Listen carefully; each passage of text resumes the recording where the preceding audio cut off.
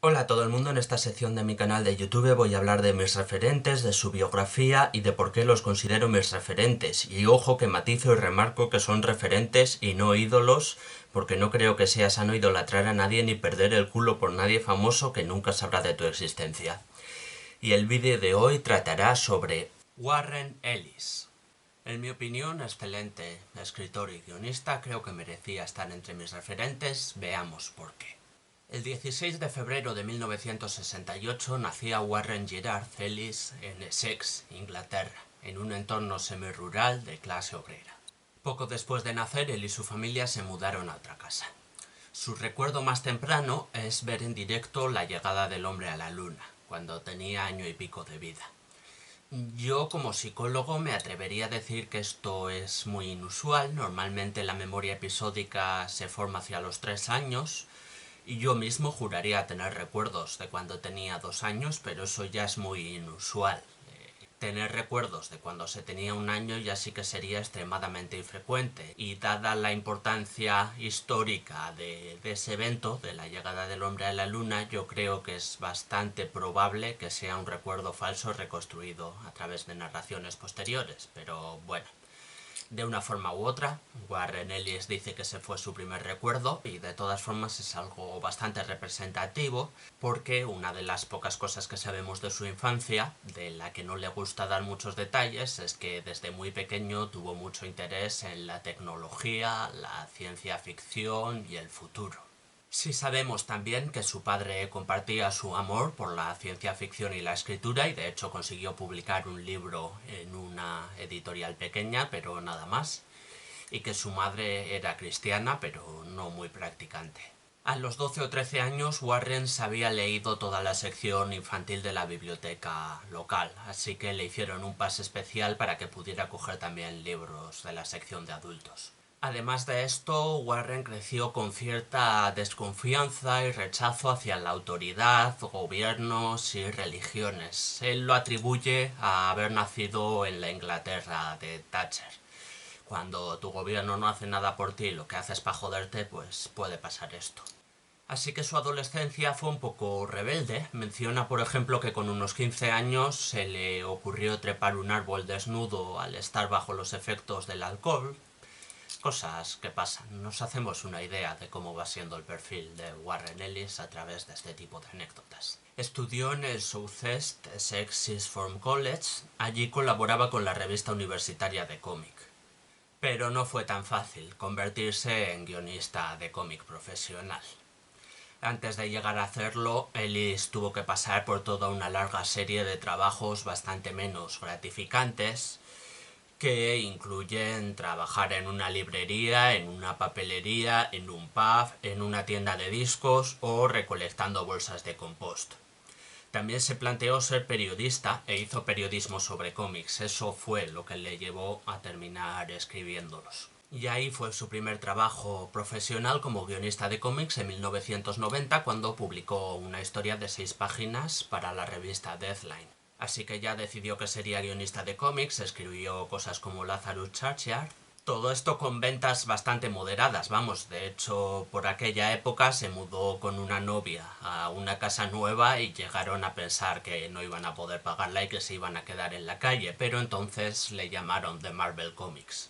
Allí escribió Hellstorm, Excalibur, algún número de Ghost Rider. En Excalibur creo que hizo un trabajo decente.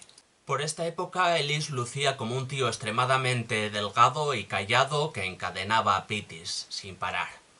Tuvo una novia que le regaló un libro sobre escritores estadounidenses alcohólicos como indirecta. Creo que esta anécdota también dice bastante sobre él. Su obra para Marvel le abrió algunas puertas y le permitió escribir cosas que a él le gustaran más, aunque a su vez siguió escribiendo las otras. Quiero decir, por ejemplo, Ellis siempre ha sido muy crítico con la predominancia de los cómics de superhéroes respecto a otros géneros. Pero eso no quiere decir que a él no le guste leer cómics de superhéroes o escribir cómics de superhéroes ocasionalmente. Simplemente considera que es injusto y desproporcionado la gran cantidad de cómics de superhéroes que hay en comparación a otros géneros. Pero eso, que por gustarle también le gustan. Pero bueno, Cierta parte de su obra pues sí va en la dirección de tratar de crear alternativas y de tratar otros géneros que no sean los superhéroes, y eso es lo que se puso a hacer después de esa primera etapa en Marvel escribiendo superhéroes. Por cierto, como suele pasar con los escritores en esta sección, pues no puedo hablar de toda su obra, así que me centraré en la más importante. Ellis en concreto ha pasado muchos años escribiendo una media de varios cómics al mes y su obra es extensísima, así que me centraré solo en las más importantes o en las que considero destacables por algún motivo. Entre 1998 y 2001, Ellis escribió la que es una de sus mejores obras y de las más conocidas, Transmetropolitan, que es básicamente una adaptación de Hunter Thompson a una distopía cyberpunk. Es un cómic gamberro, lleno de crítica social, lleno de conceptos locos, desmenuza todo tipo de asuntos, carga contra básicamente toda la sociedad, es de lo más recomendable del autor. Yo señalaría esta como una de sus obras claves tras Metropolitan. Por estas fechas también Ellis tuvo una hija llamada Lily. Entiendo, más o menos, vamos. O sea, en un documental que salió en 2011 dice que tiene una hija de 14 años, así que entiendo que tendría que nacer por estas fechas, año arriba, año abajo. En otro orden de cosas, siendo un escritor e interesado en la tecnología, pues obviamente a Ellis Internet le vino como anillo al dedo, ¿no? Entonces, en los tiempos en que Internet estaba en pañales, funcionando sobre todo a través de mailing lists o de foros, desde luego mucho antes de la irrupción de las redes sociales, que cambiarían bastante Internet, pues Ellis le metía bastante caña y esto le permitió crear una comunidad de fans quizá un poco más sólida que otros autores de la época. Usaba nicks como Internet Jesus o Stalin, creo que dos nicks bastante elegantes, sí. Y bueno, sobre todo también le metió mucha caña a los newsletters. Básicamente siempre ha tenido alguno en activo, casi siempre ha tenido alguno en activo y algunos se han llegado a recopilar en papel incluso. Hacia los 30 años hay algunas anécdotas que resumen bien lo problemática que ha sido la adicción de Ellis al tabaco. Y es que por esas fechas su padre murió de cáncer de pulmón y él dejó de fumar, pero no pudo escribir ni una palabra en 3 meses. Estuvo después realmente enfermo por la abstinencia, empeoró su alergia a los ácaros y al final decidió volver a fumar. Decidió que había llegado a un punto que, por paradójico que parezca, la abstinencia, el dejar de fumar, era peor para su salud que el seguir fumando. Yo creo que eso dice bastante de esa problemática de la adicción al tabaco. Por estas fechas también escribió su etapa en Hellblazer, pero más interesante es cuando escribió The Authority, porque esto revolucionó bastante el concepto de superhéroes, convirtiéndolo más bien en una especie de supersoldados que trataban asuntos serios de la política internacional. Esta serie la escribió para Wildstorm, que es tanto un sello como su propio universo de superhéroes. Claro, es un universo curioso, fue un estudio iniciado por Jim Lee, que al principio formaba parte de Image, de la continuidad de Image, pero luego fue comprado por DC, así que siempre ha tenido una continuidad un poco confusa, pero como tiene unos cuantos superhéroes distintos, pues al menos esos sí se mantienen en la misma continuidad. The Authority, de hecho, recicla personajes de un grupo de superhéroes anterior, Stonewatch, del que Ellis también escribió algunos números. Y bueno, yo diría que esta serie marcó un antes y un después en el mundo de los superhéroes. De hecho, su sustituto en esta serie fue Mark Millar, que retomó los conceptos que Ellis había creado y después los recicló Millar para escribir Ultimates.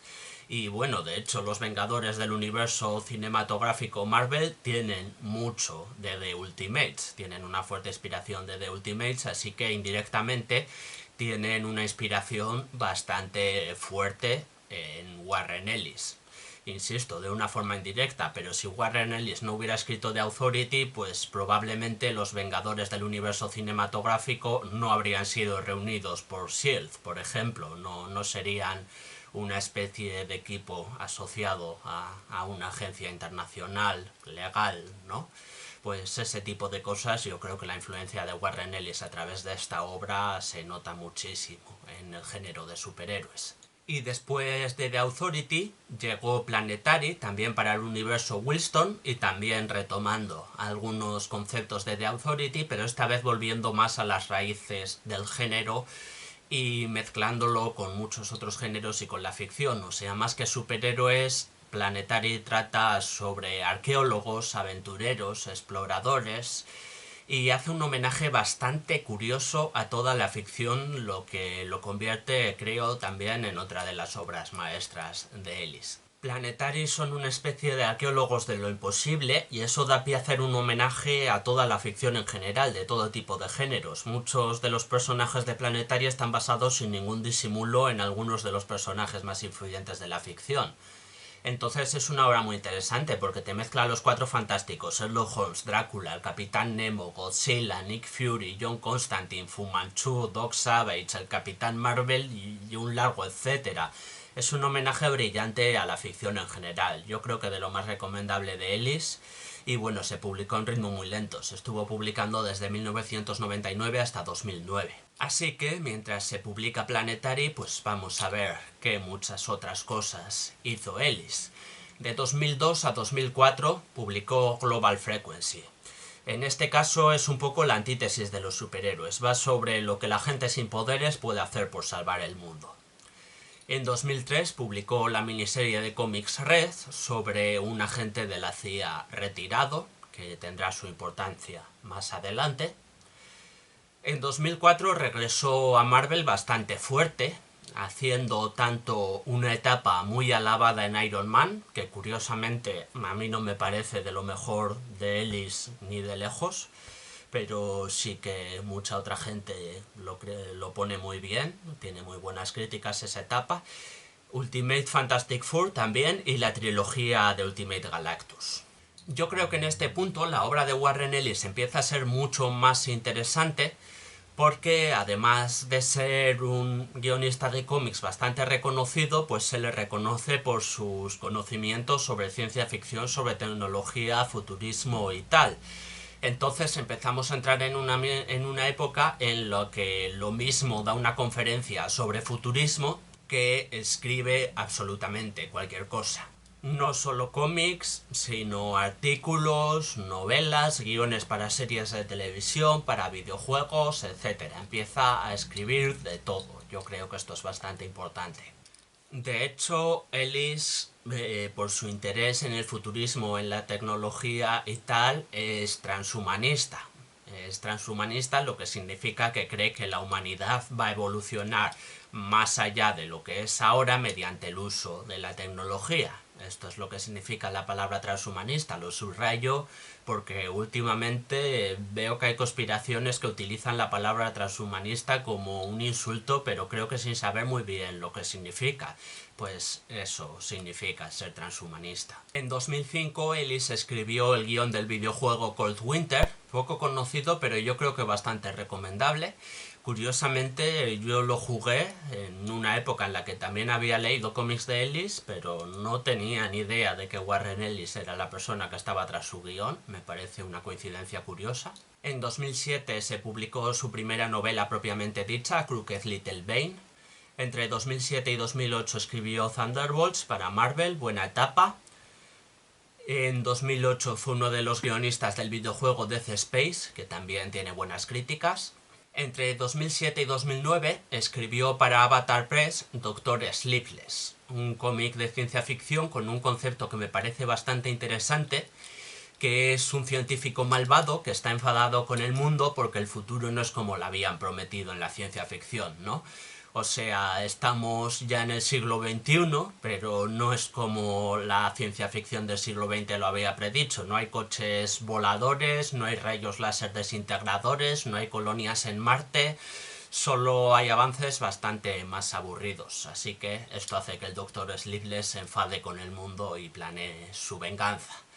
Es un cómic que quedó inconcluso, esa es la pena, si no sería bastante interesante. En 2009-2010 su etapa en Astonishing X-Men para Marvel también recibió bastantes buenas críticas.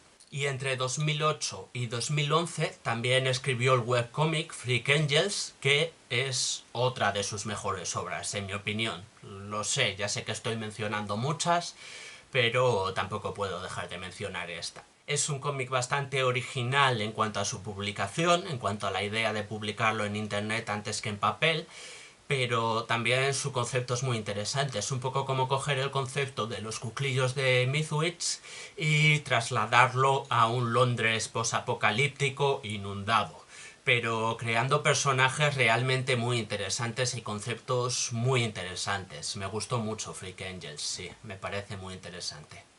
Entre 2009 y 2010 publicó la serie Superghost para Avatar Press, que es otra aproximación distinta más al género de los superhéroes. Ojo a todas las aproximaciones únicas al género de los superhéroes que se le han ocurrido solo a Warren Ellis, pero sí. Esta vez la aproximación es un poco como, bueno, a la peña le encanta ser religiosa. Así que, si existieran los superhéroes, ¿no serían adorados como dioses? Pues ese es el concepto de este cómic. En 2010 también hay que destacar que su cómic Red, del que he hablado antes, fue adaptado a la gran pantalla, con Bruce Willis o Morgan Freeman, entre otros, vamos, nombres de cierto renombre. Yo creo que no quedó un peliculón de la hostia, la verdad. No me parece que Red sea una obra maestra del cine, pero bueno, entiendo que para un guionista de cómics pues es bastante relevante que tu cómic sea adaptado al cine junto a nombres como Bruce Willis o Morgan Freeman. Y también tendría una secuela, de hecho, en el cine. Pero eso, es verdad que no me parece un peliculón de la hostia.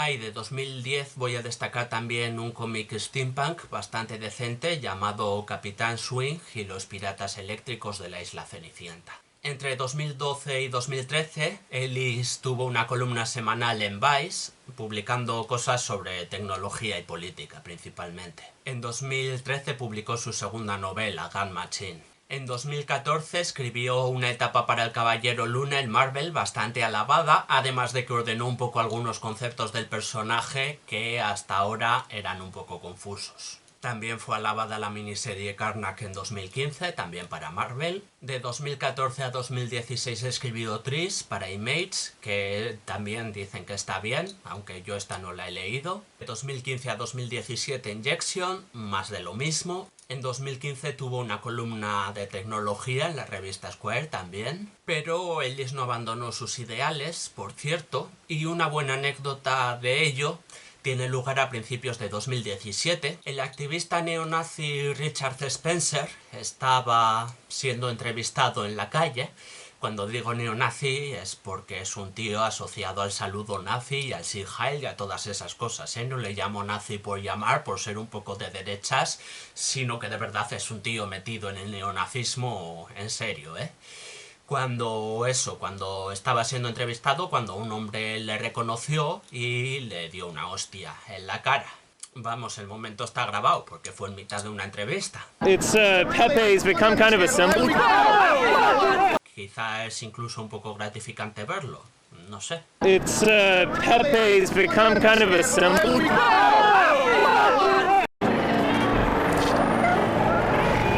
Pues esta agresión generó bastante polémica en Estados Unidos y Warren Ellis se posicionó escribiendo el siguiente texto. Entiendo que está habiendo cierto debate online sobre si es correcto golpear a un nazi en la cara. Hay un argumento convincente de que todo discurso es igual y deberíamos confiar que el discurso revele sus ideas por lo que son y esperar que sean denunciadas y aplastadas por los mecanismos de la democracia y la libertad. Todo lo que puedo deciros es, desde mi perspectiva como un viejo socialista inglés y libertario cultural que se sitúa probablemente a la izquierda que la mayoría de vosotros y que realmente tiene una medalla por defender la libertad de expresión, sí, siempre es correcto golpear a nazis. Perdieron el derecho a no ser golpeados en la cara cuando empezaron a recitar ideologías genocidas que en la memoria de los vivos mataron a millones y millones de personas. Y cualquiera que se levante y respetuosamente aplauda su derecho a decir estas cosas probablemente también deba ser golpeado, porque son claramente excesivos para las necesidades humanas. Los nazis no necesitan un abrazo. Los nazis no necesitan ser complacidos. Su mundo no mejora hasta que nos han eliminado de él. Vuestras falsas equivalencias no significan nada. Su agenda es siempre la exterminación. Los nazis necesitan un puñetazo en la cara. Y el argumento de que dicho asalto permite a los nazis atraer más atención sobre ellos no funciona muy bien porque ya estaban en directo en una televisión nacional, porque a ese punto hemos llegado, así de normalizada está su presencia en nuestra cultura. Me alegro de que hayamos aclarado eso. En mi opinión, un discurso coherente, contundente y bastante aplaudible. Creo que lleva bastante razón en esto. También ese año, Ellis empezó a ser el escritor de la serie Castlevania para Netflix.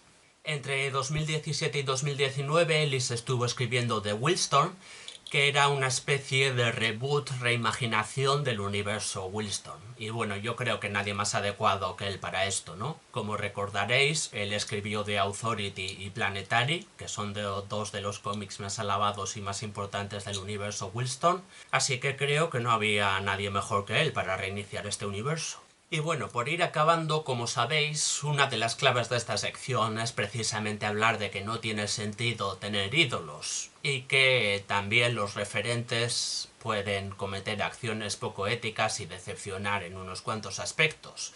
Y Warren Ellis no es la excepción. De hecho, cronológicamente esto también viene muy bien, porque precisamente la parte mala de Warren Ellis es lo último que se ha sabido de él. En junio de 2020, un grupo de mujeres, que llegó a crecer hasta superar las 60, publicó un comunicado afirmando haber sufrido diversas formas de abuso emocional por parte de Warren Ellis. Lo que viene a ser manipulación, infidelidades, chantaje emocional, mentiras... En general, un patrón de aprovecharse de una diferencia de poder, ¿no? O sea, el hecho de que Ellis tenía una posición de autorreconocido, a menudo le sacaba unos cuantos años también a las mujeres estas, casi todas eran de 20 y pocos, cuando Ellis ya tenía 30 años y más, y eso, aprovechar esta diferencia de poder para manipularlas en torno a la idea de tener sexo con él. Vamos, esencialmente le acusan de ser un capullo y de manipular y aprovecharse de las mujeres con las que tenía relaciones, ¿no? No le están acusando de violación o de maltrato físico, sino de un patrón continuado de abuso emocional, diversas mentiras, chantajes emocionales, etc. Un patrón que vemos, de hecho, con cierta frecuencia en gente famosa como él. En este caso hay que decir que la cultura de la cancelación funcionó a tope, ¿eh? O sea, a Ellis le despidieron de todo lo que estaba escribiendo y de todos los sitios en los que trabajaba a la vez. De DC, de Image, de Netflix, le cancelaron incluso cosas que ya tenía escritas pero que no se habían publicado y que no llegaron a publicarse. Ellis pidió perdón, dijo que había empezado a ir a terapia, un poco lo típico en estos casos, ya sabéis. Por desgracia, son casos que vemos con cierta frecuencia, así que ya se puede decir hasta que son típicos en ese aspecto. Yo la verdad es que prefiero vivir en un mundo en el que las acciones poco éticas por parte de alguien tienen consecuencias y son castigadas hasta cierto punto. Creo que es bastante mejor eso que vivir en un mundo donde los actos poco éticos de la gente poderosa siempre quedan impunes. Lo que me resulta interesante es especular hasta qué punto tiene esto marcha atrás o hasta qué punto, digamos, se puede redimir a alguien, ¿no? Si realmente puede cambiar. Si después de haber pasado por este punto puede, por ejemplo, en este caso, cambiar a mejor y volver a publicar obras, siendo ahora una persona mejor que ha aprendido de los errores del pasado porque ha sido castigada por ellos, ha sido efectivamente castigado por su comportamiento. Yo creo que esto sería interesante, la verdad. Supongo que es la opción que más me gustaría, ¿no? Que Ellis pueda cambiar y ser una persona mejor y dejar de portarse como un capullo y reconocer y tratar de enmendar ese error y seguir creando obras pues ya como una persona nueva que ha sido castigada. Yo creo que sería interesante esto, ver si existe una posibilidad de redimir a alguien que se ha comportado como un capullo hasta cierto punto. O sea, si habláramos de que se le acusa de crímenes bastante más graves, pues entonces no tengo yo tan clara la oportunidad de redención. Pero siendo hasta cierto punto portarse como un capullo, esta especie de chantajes emocionales y demás, yo creo que hay una posibilidad de redención y para mí sería interesante que se aplicara, que de verdad Ellis pueda aprender de sus errores, cambiar a mejor y ser mejor persona. Bueno, no sé ahora mismo cómo está el tema del perdón y la posibilidad de reinsertarse en la sociedad, en la cultura de la cancelación de cara a artistas famosos y demás. No sé hasta qué punto algo puede ser perdonable, hasta qué punto no sé, pero me parece un tema interesante sobre el que hablar y demás. Pero eso, que esa es mi opinión. Si tenéis otra o cualquier tipo de opinión sobre Ellis que os interese compartir, pues ahí abajo tenéis los comentarios. Y si no, pues igual también os puede interesar alguno de mis vídeos sobre muchos otros temas. Así que si os interesa, pues también podéis verlos. Y si no, pues no, claro, haced lo que queráis.